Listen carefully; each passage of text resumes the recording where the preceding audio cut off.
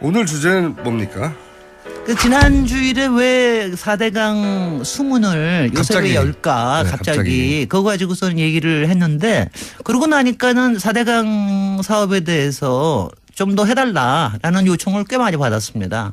더군다나 이제는 유일한 전직 예우를 받고 있는 이명박 대통령님의 이 프로젝트 아닙니까? 그렇죠. 그러니까 이제 때가 됐다. 그러니까 저기 수문만 열 게 아니라 4대강 사업 이 재앙이 왜 이렇게 됐는지 이런 부분을 좀 얘기를 해달라. 그래서 오늘 4대강 근데 제가 이거를요 하나하나 참 자세하게 얘기하기는 어렵습니다. 근데 저는 오늘의 포인트는 지난주는 잠깐만요. 네. 지난주 방송을 못 들으신 분을 위해서 혹은 기억이 안 나시는 분들을 위해서 지난주 무슨 내용이 있었냐면 4대강 수문을 갑자기 개방했어요. 네네. 개방하라고 안 하던 것을 네.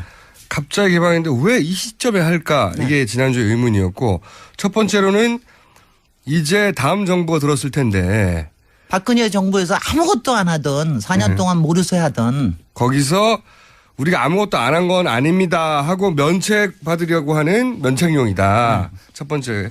두 번째는 이제는 이 보수 복원. 그러니까 AS 네.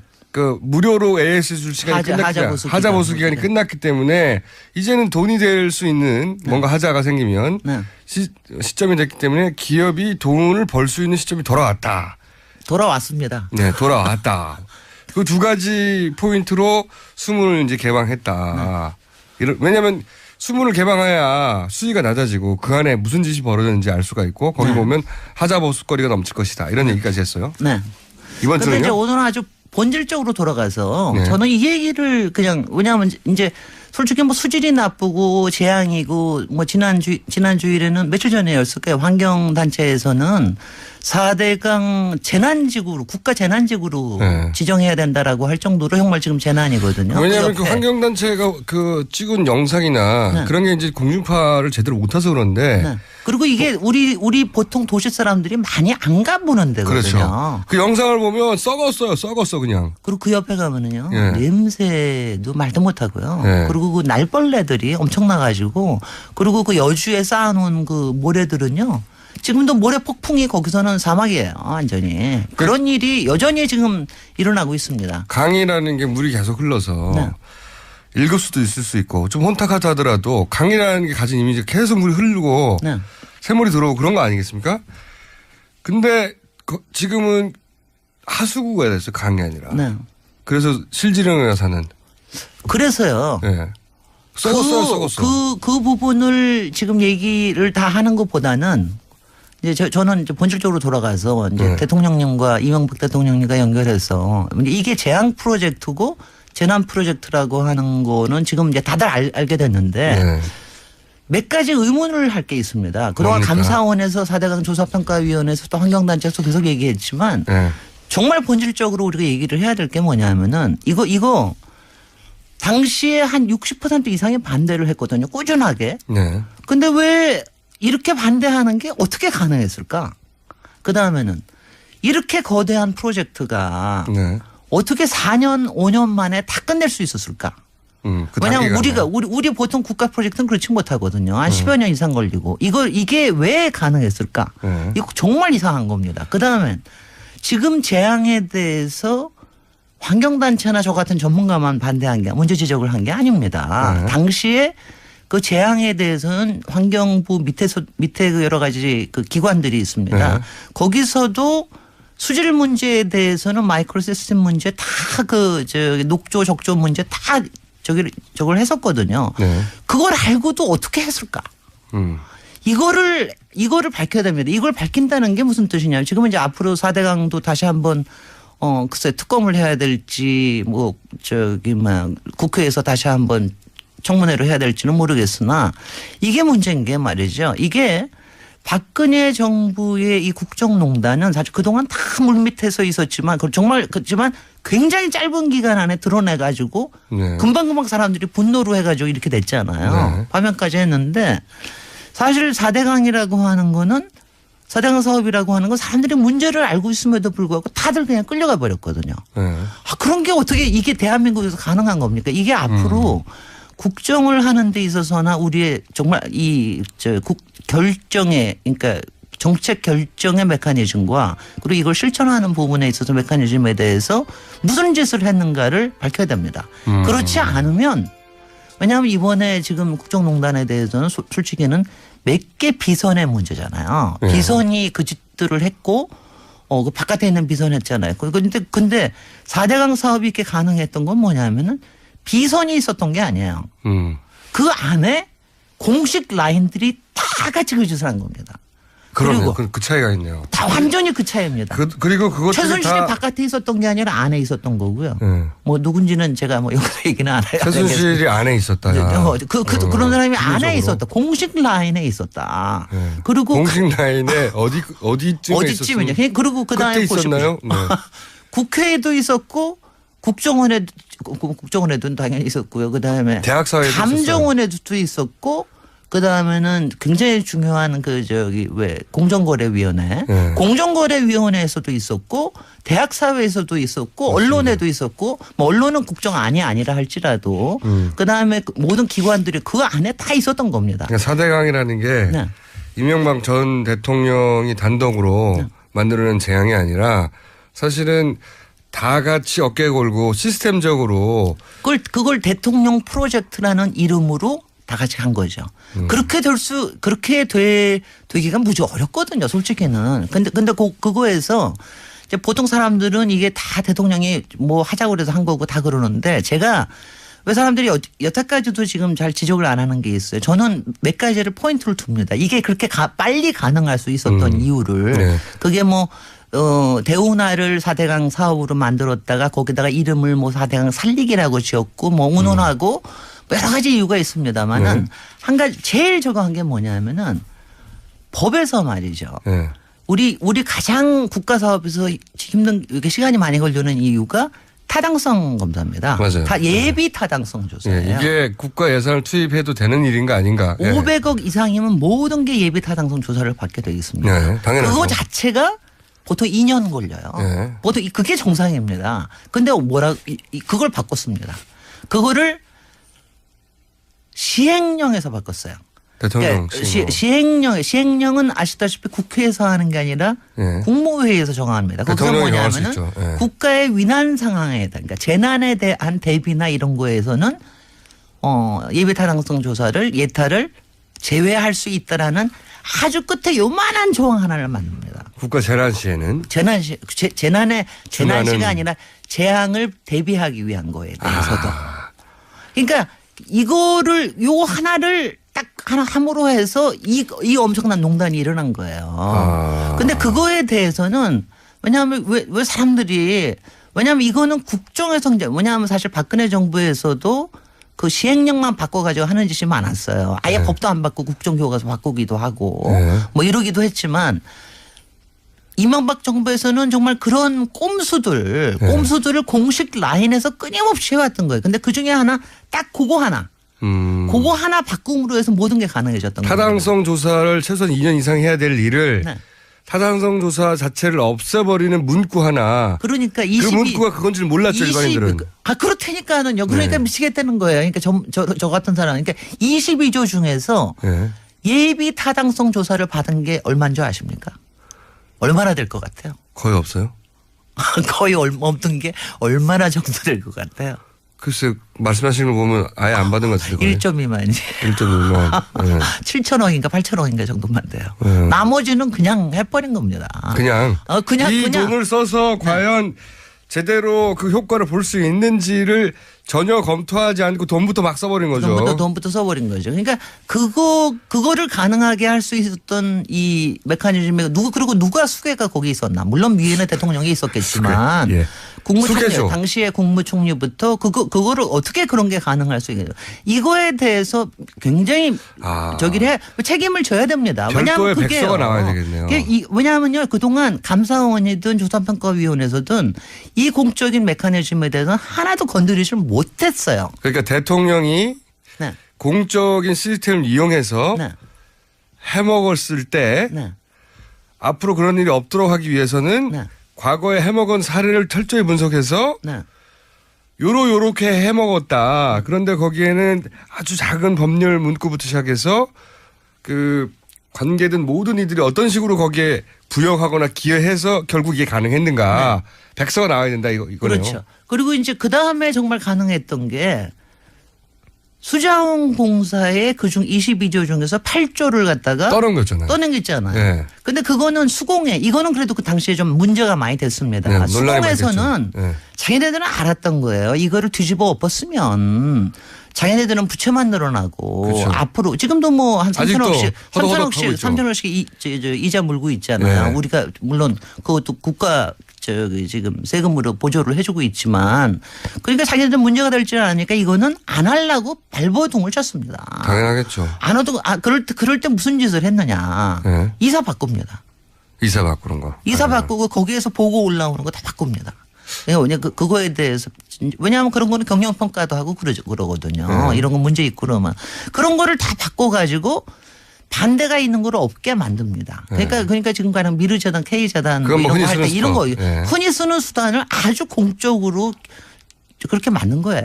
그러니까 이거를 어떻게 저기를 할 수 있느냐. 그러면 대학 사회가 여기에 사실 꽤 공개적이 아니죠. 아주 대놓고 공개적으로 대학 사회에 뭐 전문가라 하는 분들이 나와서 4대강에 대해서 적극적으로 찬성하는 견해를. 그게 이게 뭐냐면요. 제가 이럴 때 제가 MIT 박사 티를 좀 내볼게요. 네. 그러니까 이게 과학에서 말이죠. 네. 과학에서 일반 과학에서 다 이런 얘기들이 있습니다. 그러니까 문제가 보일 때에는 문제가 전혀 없는 거는 세상에 없잖아요. 네. 문제가 아직 그리고 확정이 안 됐을 때는 일단 시험적으로 먼저 해본다. 네. 이게 상식 아닙니까? 네네. 이게 뭐냐 하면 시범 프로젝트를 해보는 거죠. 그 당시에도 그래서 당시에도 4대강 그래서 이게 놀라운 게 그렇게 16개 나중에 그것도 처음에 3개에서 8개 16개 늘어났지만 이렇게 크게 하지 말고 다들 그 얘기 했어요. 민주당에서 그 얘기 했습니다. 그러면 작게만 한번 해보자. 그러니까. 그래가지고 그거 하고. 근데 이게 상식이자 MIT에서 쓰는 상식입니다. 어디서나 세계 어디에서나 쓰는 상식이에요. 근데 이거를 전문가들이 아무도 그 얘기를 안 하는 거예요. 왜 안 했을까요? 왜 안 했을까요? 그 친구들은 다 위원회 어딘가 들어가 있습니다. 기본적으로 전문가라서 용역 들어가 있습니다. 거기다가 이권과 연결돼 있었다 자신의. 그리고 뭐 기업에서도 그냥 그때 지금 이제 정확하게 문제를 삼은 거는 대기업의 담합에 대해서는 그 다음에 공정거래위원회를 통해서 지금 벌금도 물고 그랬던 거 아시죠? 벌금을 안 내고는 있지만. 근데 얼마나 대기업은 웃깁니까? 그러니까 박근혜가 자기가 잘하는 거 했듯이 이명박은 자기가 잘하는 게 건설 대기업들 조진 거 아니에요? 말하자면은 다 목에다가. 점점 말이 험해지고 있습니다. 아니요, 정말 흥분하시기 시작했어요. 이거 뭐 전문 분야다 보니까. 아니요, 전문 분야가 아니고요. 정말. 박근혜는 수치라면 이거는 분노거든요. 정말. 뭐 사람들마다 조금 느끼는 게 다르겠지만 그래서 저걸 한 거 보면은요. 제가 무슨 얘기하다가 이렇게 분노를 또 했느냐. 거기서 국토부가 한 짓을 보면 왜냐하면 국토부가 국토부에 정종환 장관이 없었으면 이거는 절대로 못했습니다. 솔직히. 그건 왜 어떤 기여를 했겠어요? 왜냐하면 정종환 장관이 그 모든 거를 만들어내는 거에 했을 뿐만이 아니라 정말 국회에 나와서 방패 역할은 다 했고요. 제가 뭐 주로 쏘는 역할을 했지만 방종환 장관님 제가 개인적인 감정이 있어서 그런 건 아닙니다. 근데 이게 뭐냐면요. 솔직히 산하기관이나 거기에 속해 있는 사실 학계나 이런 부분을 다 이걸 조절할 수 있는 게 국토부 아니겠어요? 더구나 기업들은요. 국토부의 여러 가지 문제들에 대해서 사실은 이거 항상 을 정도가 아니라 어떤 때는 병정까지도 가는 사람들입니다. 자기네들 생존을 위해서. 그런데 그때의 담합이나 이런 거의 문제를 국토부가 몰랐느냐. 알았겠죠, 당연히. 알았을 뿐만이 아니라요. 거기서 지금 이게 턴키 입찰로 해가지고 이제 이거를 뽑고 그러는데 그때 무슨 짓까지 했는지 아세요? 그거를 뽑는 과정에 국토부의 과장을 내보냅니다. 심사위원으로. 그것도 국토부 장관이 내부 규정을 바꿔가지고 그렇게 한 거예요. 그러면 국토부에서 어떤 재벌이 어떤 만큼을 가져갈지를 컨트롤했다는 얘기예요? 맞아, 그럼요. 그렇게 해가지고서는 그리고 그 너 다음에 이만큼 먹어, 너 이만큼 먹어를. 뭐 그렇게까지 제가 얘기하고 싶지는 않습니다. 그거는. 근데 이제 어느 정도의 교통 조율이 필요하니까 그 다음에는 22조가 한꺼번에 떨어지니까요. 그거 아시는지 모르지만 턴키 입찰에서요. 통상적으로 이게 이른바 이게 결정이 되는 게 몇 %에서 결정되는지 아세요? 모릅니다. 보통은 70%에서 한 75% 사이입니다. 가끔 65%도 있지만. 낙찰가가. 네. 그런데 우리 4대강 사업은 얼마였게요? 90%. 94%였습니다. 그러니까. 아무리 비싸게 불러도 상관이 없는 거죠. 어차피 그러니까 할 이거는. 거니까. 그럼요. 그러니까 자기네들끼리 다. 그리고 그 사이에다가 끊임없이 여러 가지 저는 왜냐하면 뭐 삥땅을 치거나 이런 얘기는 안 하겠어요. 네. 그런 거는 저는 그거는 총수님께서 하셔야 될 일이고 네. 저는 그런 얘기 안 하고 그 안에다 끊임없이 비용을 숨깁니다. 홍보 비용. 자, 뭐 이런 것들을 하는 거에 대해서 차대강을 20분 만에 다 네. 분석할 수는 없고 오늘 이 문제 제기의 핵심은 시간이 다 됐기 때문에 정리할게요. 이건 것 같습니다. 이게 몇몇 개인이 욕심을 냈거나 그렇죠? 혹은 대통령 혼자만의 욕망이거나 이게 아니라 같이 해먹은 시스템이 있다. 구조적으로 국정 메커니즘을 그렇게 돌아간 거를 드러내야 됩니다. 네.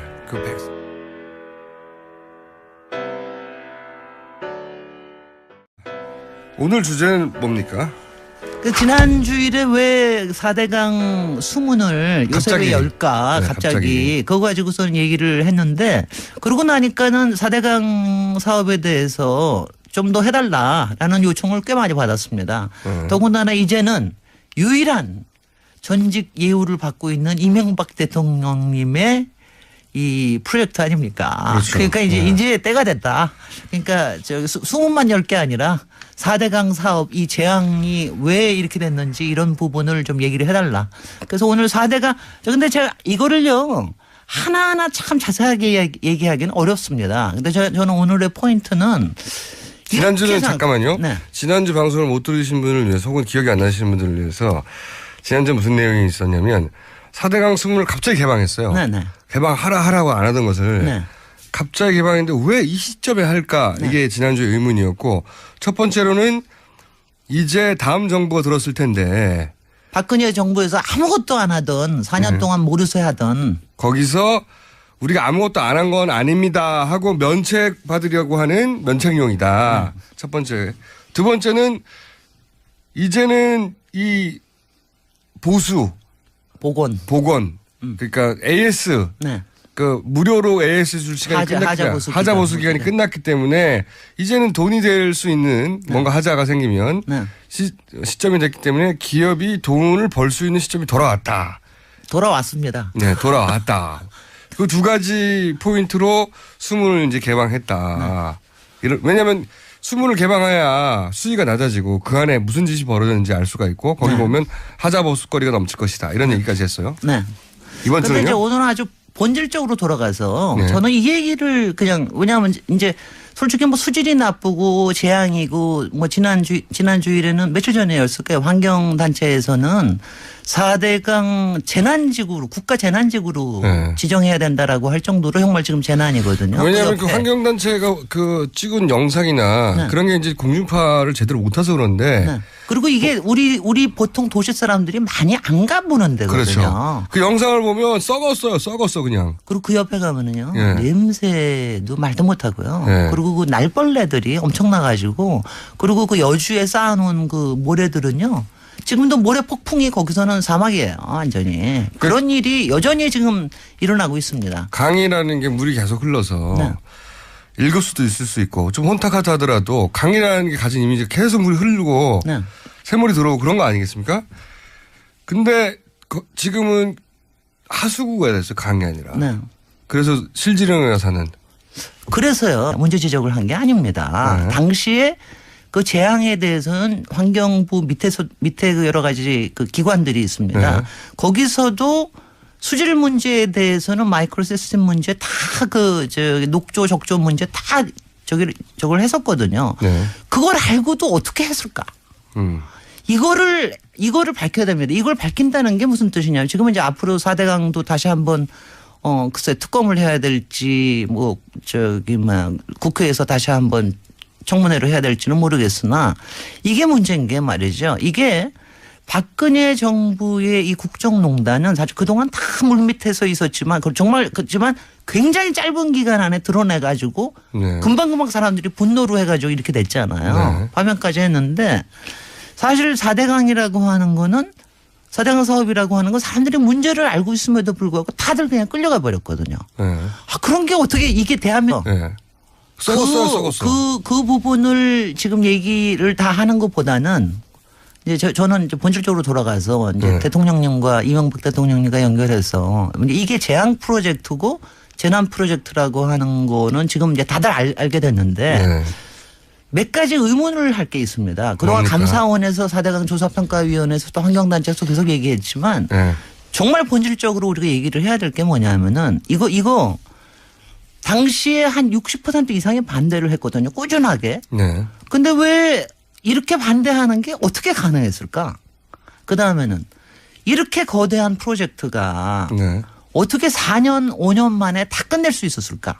그 왜냐하면 단계가 우리 보통 국가 프로젝트는 그렇지 못하거든요. 한 10여 년 이상 걸리고. 이게 왜 가능했을까? 네. 이거 정말 이상한 겁니다. 그다음엔 지금 재앙에 대해서 환경단체나 저 같은 전문가만 반대한 게